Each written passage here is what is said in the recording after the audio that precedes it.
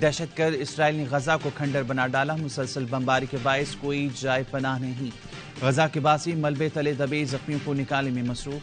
बिजली ना होने पर टॉर्च जलाकर लोगों को निकालते और अस्पताल पहुंचाते रहे। अस्पताल लाए गए बच्चों को बचाने के बाद मेडिकल टीम का रुकन उसे बहलाता रहा और अपने आंसू मुश्किल से रोकता रहा। खान यूनिस में 11 साल बच्ची को तबाहशुदा इमारत से 23 घंटे बाद जिंदा निकाल लिया गया। इसराइली फोर्सेस ने गजा के सबसे बड़े अल-शिफा अस्पताल के करीब बमबारी की।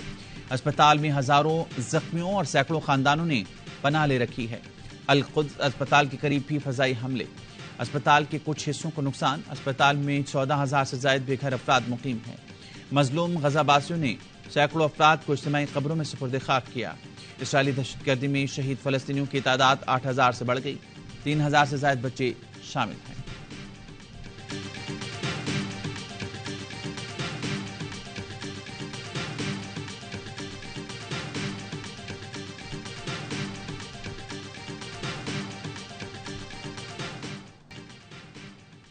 गजा पर इसराइली फौज का 3 तरफ जमीनी हमला नाकाम। गजा पर जमीनी यलगार इसराइली फौज के गले पड़ गई। हमास के हाथों इसराइल को भारी नुकसान का सामना। अल-क़स्साम ब्रिगेड ने इसराइली फौजी गाड़ी को निशाना बनाया। हमास के रॉकेट ने इसराइली गाड़ी के परखच्चे उड़ा दिए। हमलों में मुतादिद इसराइली फौजी मारे गए। हमास की अल-क़स्साम ब्रिगेड का इसराइल की जौहरी तंजीबात पर हमला। दिमोना पर रॉकेट हमले की तस्दीक इसराइली मीडिया ने भी कर दी। तर्जुमान अबू उबैदा ने पैगाम दिया, खुदा की जानिब से फतह आ रही है, हमारी कामयाबी यकीनी है। गुज़िश्ता रात सोहनी फौज के 10 एहलकारों को ठिकाने लगाया गया।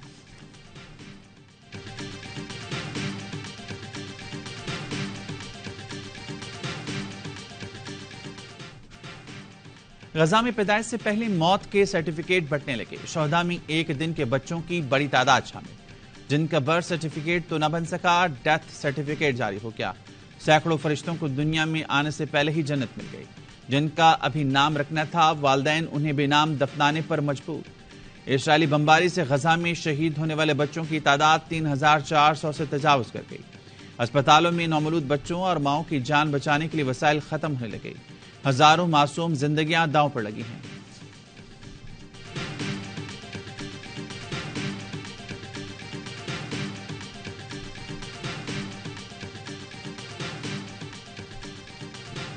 नेतन्याहू ये कैंसर है, हम के लिए इसको निकालना होगा।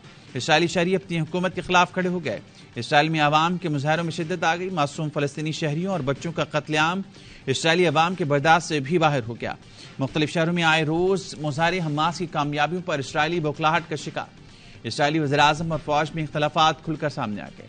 नेतन्याहू ने सोशल मीडिया बयान में हमास की कामयाब कार्रवाई पर अपनी फौज और इंटेलिजेंस को मौरूद इल्जाम ठहरा दिया।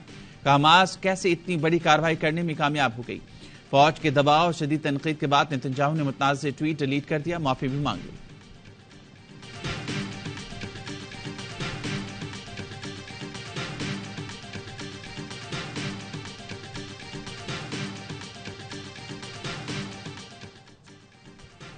गजा में जुल्म बंद होने तक एहतजाज करेंगे। अमीर जमात इस्लामी सिराजुल हक का ऐलान। कहा, इसराइल के हाथों 2.5 लाख से ज्यादा फलस्तीनी शहीद हो चुके। दुनिया के हुक्मरानों ने इस जुल्म पर आंखें बंद की हुई हैं। इसराइली बर्बरियत के खिलाफ इस्लामाबाद में जमात इस्लामी का गजा मार्च। आपारा चौक से फैजाबाद चौक तक रैली। हमास रहनुमा इस्माइल हनिया का पैगाम सुनाया गया। 19 नवंबर को लाहौर में मिलियन मार्च होगा। डी चौक पर MWM की रैली।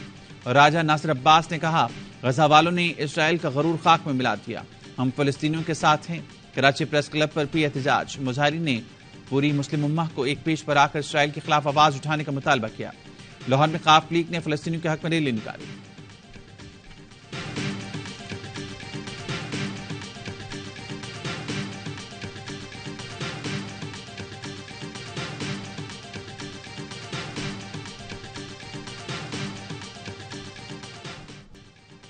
हुक्मरानों, ईमान का तकाजा है, अमेरिका के खिलाफ खड़े हो जाओ। फलस्तीन का साथ नहीं देंगे तो समझ लें हम गुलाम हैं। मौलाना फजलुर रहमान को कोयटा में तूफानुल अक्सा कॉन्फ्रेंस से खिताब। फलस्तीनियों की जंग आज़ादी में शरीक होने का ऐलान। कहा, जिन्हें तुम दहशतगर्द कहते हो, हम उन्हें वक्त का मुजाहिद समझते हैं। यहूदी लॉबी ने जिस एजेंट को हमारे मुल्क भेजा उसे शिकस्त दे दी। आज वो एजेंट मकाफात अमल का शिकार है। इसराइल को भी शिकस्त देंगे। मोदी खुलकर इसराइल की हिमायत कर रहा है। पाकिस्तान के हुक्मरान क्यों खुलकर फलस्तीन की हिमायत नहीं कर रहे। मौलाना फजलुर रहमान अरबी में फलस्तीनी कौम और हमास की क़यादत से भी मुखातिब हुए।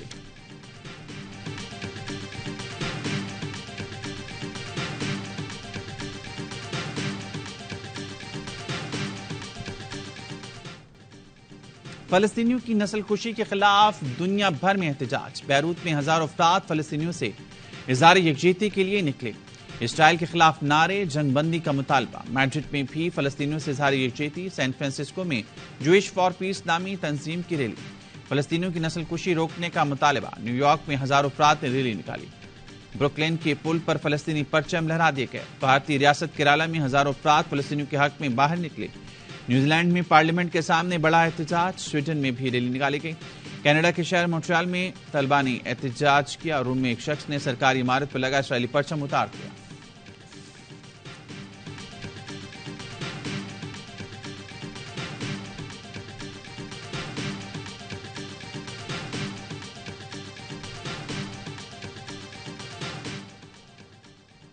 बलूचिस्तान के जिला अवरान में सिक्योरिटी फोर्सेज और दहशतगर्दों के दरमियान फायरिंग का तबादला।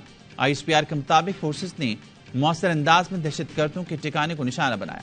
फायरिंग के तबादले में 2 दहशतगर्द हलाक, 2 जख्मी। नायब सूबेदार आसिफ इरफान सिपाही इरफान अली बहादुरी से लड़ते हुए शहीद नायब सूबेदार आसिफ इरफान ओकाड़ा और सिपाही इरफान अली सरगोदा का रहने वाला था। इलाके में मुमकिन दहशतगर्दों के खात्मे के लिए सर्च ऑपरेशन किया गया।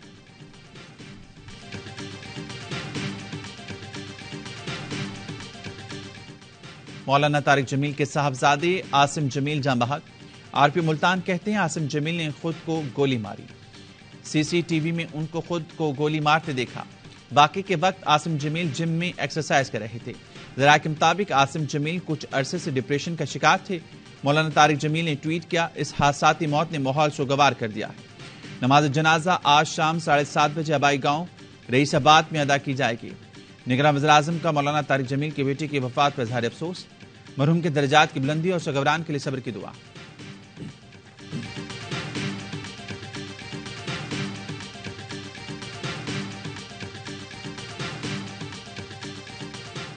हमें मजीद दीवार से लगाया गया तो ये दीवार इस काबिल नहीं, गिर जाएगी। सिंध को हम तकसीम नहीं चाहते, लेकिन सिंध के शहरी और दही इलाके को और रंजिशों की खलीज को पाटने के लिए अपने हिस्से से ज्यादा की कुर्बानी दे चुके हैं।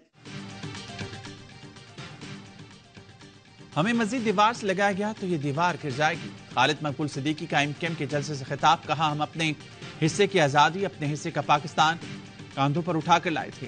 कोई धरती माँ है तो वो पाकिस्तान है। सूबे धरती माँ नहीं हो सकते। मुस्तफा कमाल ने कहा, पीपल्स पार्टी के 18वीं तरमीम मुस्तरद करते हैं। पीपल्स पार्टी कराची पर कब्जा करना चाहती है।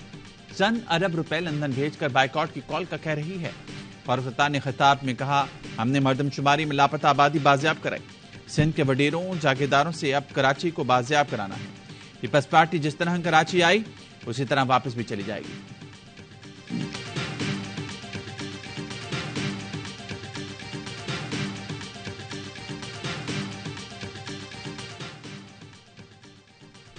कराची का सबसे बड़ा गैर कानूनी हाइड्रेंट पकड़ा गया। हाइड्रेंट से निकलने वाली लंबी सुरंग भी पकड़ी गई। वाटर एंड सेवरेज कॉर्पोरेशन का खुफिया operation. Water and sewerage corporation के चेयरमैन सैयद सलाहुद्दीन कहते हैं, घरों से आने वाली लाइन से चोरी की गई गैर कानूनी हाइड्रेंट से 10 मिलियन गैलन पानी 350 से ज्यादा टैंकर्स के जरिए चोरी हो रहा था।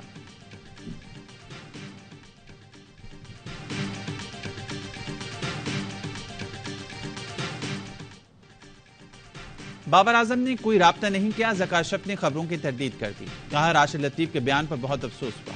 उधर संभाला तो वर्ल्ड कप की टीम मुंतखब हो चुकी थी। इस टीम की जीत का क्रेडिट नजम शेट्टी लेते रहे। पाकिस्तान क्रिकेट की बेहतरी के लिए जो फैसले जरूरी हुए वर्ल्ड कप के बाद करेंगे। Chairman PCB management committee Zaka Ashraf का ARY न्यूज को इंटरव्यू। 5 महीने तनख्वाह न मिलने की खबरों पर वजाहत की कि खिलाड़ियों ने सेंट्रल कॉन्ट्रैक्ट पर साइन नहीं किए, इसलिए तनख्वाह जारी नहीं हुई। गुज़िश्ता मैनेजमेंट ने वर्ल्ड कप से पहले खिलाड़ियों को लीग खेलने के लिए NOC दिए, जिसका नुकसान टीम को हुआ। मेगा इवेंट से पहले खिलाड़ी इंजरी का शिकार हुए।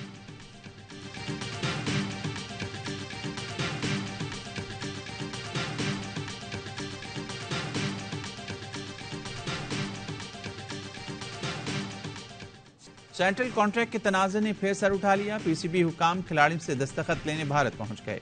जरा के मुताबिक खिलाड़ियों को सेंट्रल कॉन्ट्रैक्ट की कॉपियां दे दी गई। वर्ल्ड कप के लिए टीम की रवानगी से कबल बोर्ड ने मामलात हल होने की तस्दीक की थी। सोशल मीडिया पर सब कुछ अच्छा नहीं की अफवाहें ज़ेर गर्दिश।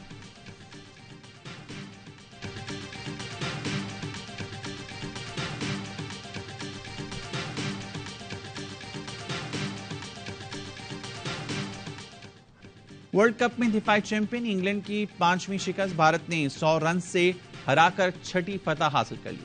230 रन का छोटा टारगेट भी इंग्लिश बल्लेबाजों के लिए मुश्किल बना। कोई बल्लेबाज विकेट पर ना टिक सका। भारत ने रोहित शर्मा की 87 और सूर्य कुमार के 49 रन की बदौलत 229 रन बनाए थे। वर्ल्ड कप के तमाम मैच देखिए स्पोर्ट्स में बराह रास्त।